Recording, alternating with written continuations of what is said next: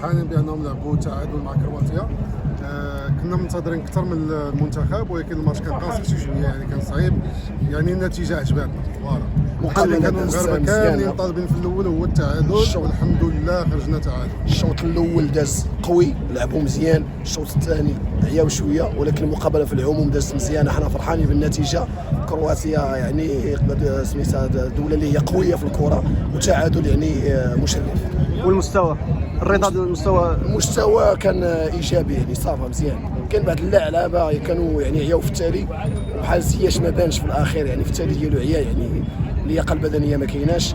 ولكن على العموم يعني فرحانين حنا بالنتيجه الحمد لله. يعني بحال كنقولوا اننا لعبنا تعادل مع كرواتيا بلا زياش بلا حكيمي.